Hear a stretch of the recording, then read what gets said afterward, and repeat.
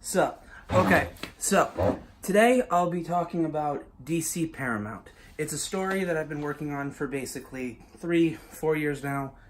It's not probably the best thing ever, but it's something I really enjoy. A while back, just giving some background, I guess. A while back, I thought about how fucking wild the Ultimate Comics universe got, and I was kind of like, thought of how interesting it is that DC never kind of had that chance to fuck up. So at first I kind of started making this story kind of as like, oh, let's do all these wild changes, just fucking change things for the sake of it, as my own version of the DC universe. But as I started to write it, I realized I actually kind of gave a little bit more of a shit about it and decided to write something that actually mattered to me. So I've been writing this for like years. I've started off, I wrote out the whole Justice League story and started writing little tidbits of characters, individual characters. But I realized a better jumping on point for the series and to really pitch would be Batman.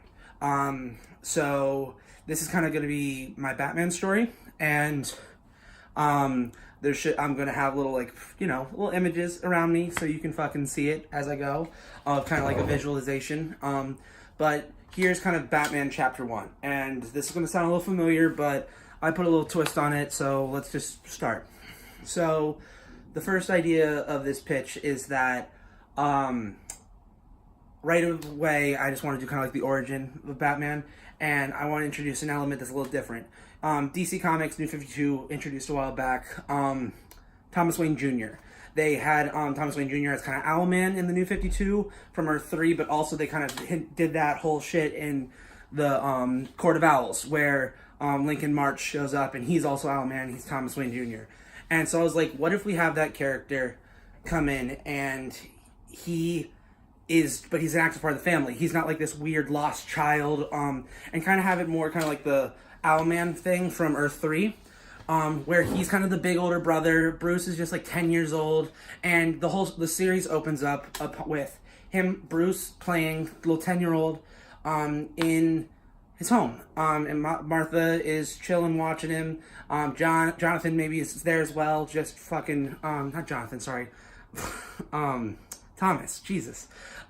Thomas is chilling there as well. And then this car rocks up, and out comes Thomas Wayne Jr. back from college.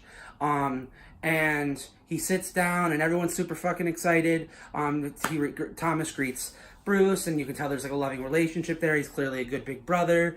And then Thomas Wayne Senior and Junior are having a nice retort back and forth, and Martha is just super happy to see her son as well.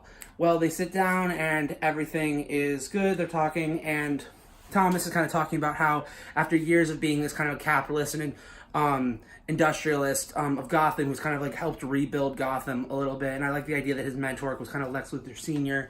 I'm going to get into Lex Luthor Sr. later. But he kind of took the stuff he learned in Metropolis, and where Metropolis is this future city of the world, and he brought it to Gotham and started to fix Gotham. And that's what attracted Martha to him, and she was a philanthropist. I have her be she's an actress, and actually she back in the day was in a movie with Kurt Marco, who is Clayface, Basil Carlo. There you go, Basil Carlo. So just little tidbits of history, and Thomas is coming down, and they're having this nice little kind of celebratory talk. Thomas Wayne Jr. has just gotten his master's degree in criminology. And he actually is kind of talking about his plans, where he's come home to Gotham because his father helped fix Gotham physically. His mother helped it kind of with charities, while he wants to help it through the law. That he wants to keep up the good name of the Waynes, but he doesn't want to be just like his father. So he does this he's like, okay, hey, I will be a police officer. I'll rise to the ranks. Maybe one day I'll be the commissioner.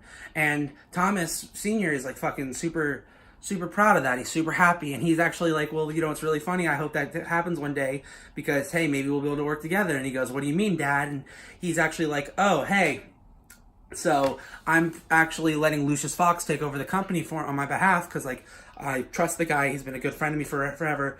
And I'm actually going to run for mayor because I think I've done enough as well for the city as I once was. I want to do more. And they're like, this is awesome. Let's do a little celebration. And like, what are we going to do? And little Bruce, he's not really listening that much, but he hears there's going to be a plan. He pops up and he goes, Zorro. And he's like let's go to Zorro. Cause he's like, it's one of his favorite little hero movies. And they're like, all laugh. And you're like, you know what? Fuck it. Why not? So the whole Waynes go to the movies. Movies are just fine as always.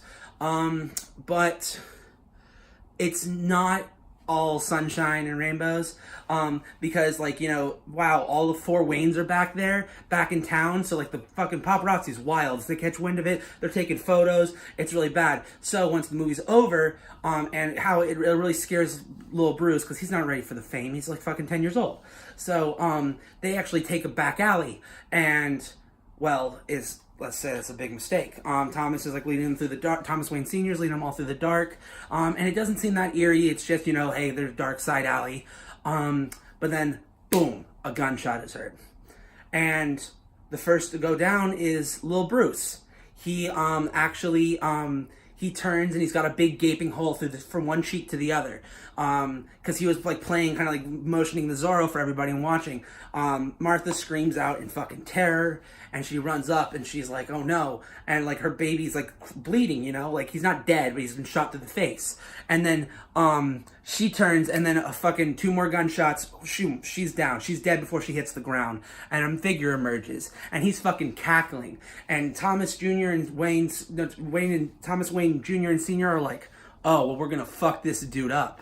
And they start rushing it, and they actually start fucking like beating down the guy a little bit, but then fucking next thing you know, glack, Thomas Wayne Sr.'s got one in the chest, and he looks down, and before he has even a moment to realize it, he looks up, a bullet meets him in the head. He's gone. His fucking brain's been blown out, he's dead, so is fucking Martha, and Thomas Wayne Jr. is like, God damn you, and it's fucking, actually gets a hold of the gunman's still fucking laughing, he's kicking his ass, fucking beating him to all shit, bloody as hell, but he is kind of a little too focused on the beating to realize that the gunman didn't lose the gun.